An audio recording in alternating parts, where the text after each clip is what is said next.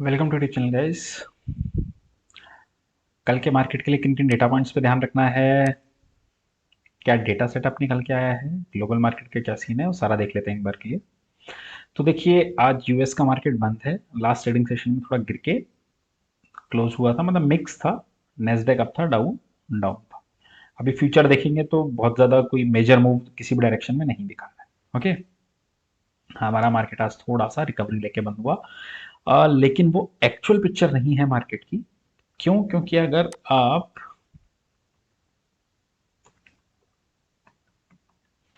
Nifty mid cap देखेंगे तो बहुत ही ज़्यादा हाल खराब था, 2.5% डाउन था। आप निफ्टी मेटल इंडेक्स देखिए,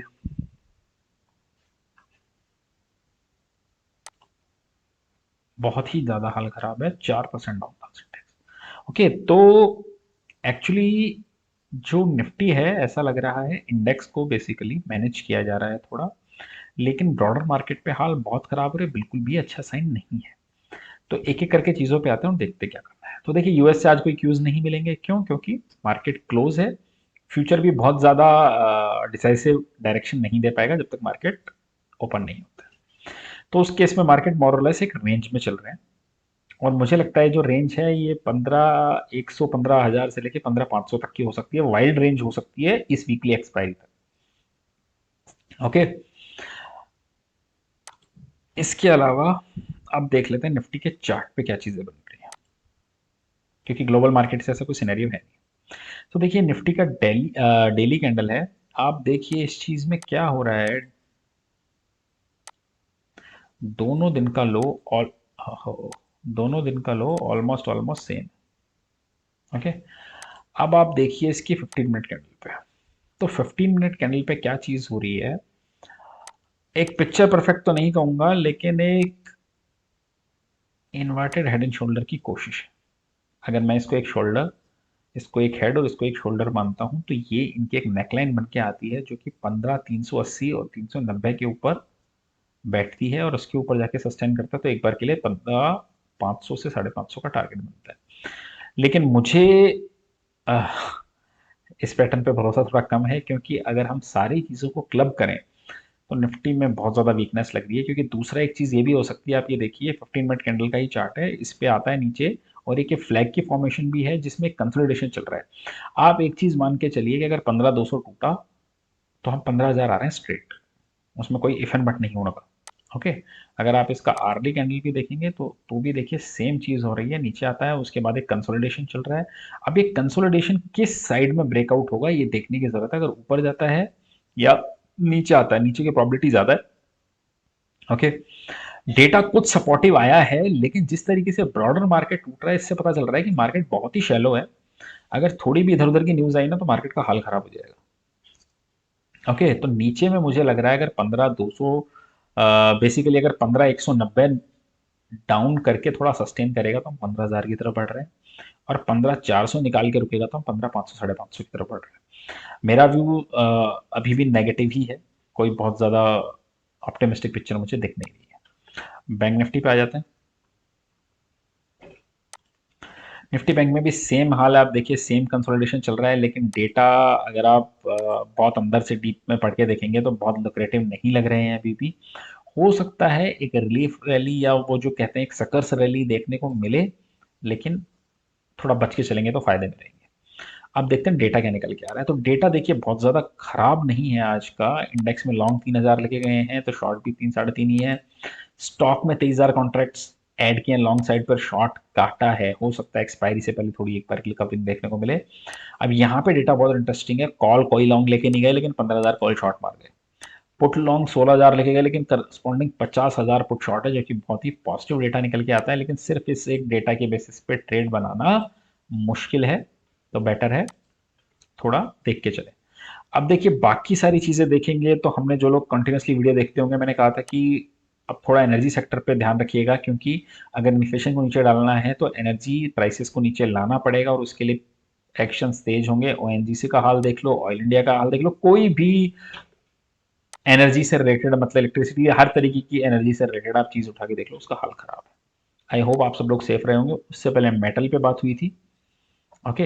अब कुछ लोगों का ये भी डाउट था, कुछ लोगों ने पूछा कि सर आपने मेटल पे डाउन दिया, ठीक है सारी चीज ठीक है, लेकिन आईटी पे अपबीट थे, लेकिन आईटी भी तो डाउन गया। बिल्कुल सही बात है, आईटी भी डाउन गया है। लेकिन आप एक चीज देखिएगा, आने वाले 1-2 साल में आईटी के रेट आपको दिख जाएंगे, लेकिन क्या आपको मेटल के वो रेट दिखेंगे, मुझे नहीं लगता है। ओके, दोनों चीज़ों में अंतर है। कुछ चीज़ें होती हैं जो परपेचुअल लॉन्ग होती हैं। परपेचुअल लॉन्ग का मतलब ये रहता है, आप ये समझिए कि गिरावट आएगी तो आप उसको एवरेज कर रहे हो। आपको पता है 1 साल, 2 साल, 3 साल बाद में वो आपको रेट दिखा देंगे, अगर बहुत बुरा टाइम चल रहा है तो भी। लेकिन कुछ चीज़ें साइक्लिकल रहती हैं, उनको आप परपेचुअली लॉन्ग नहीं कर सकते। मुझे लगता है आईटी परपेचुअल लॉन्ग है, इसलिए मैंने आईटी पे आपको लॉन्ग कहा था, मेटल पे क्लियरली मना किया था। मुझे नहीं लगता मेटल में हिंडाल्को बहुत जल्दी आपको कभी 600 का लेवल वापस दिखाएगा, लेकिन क्या टीसीएस 4,500 नहीं दिखा सकता?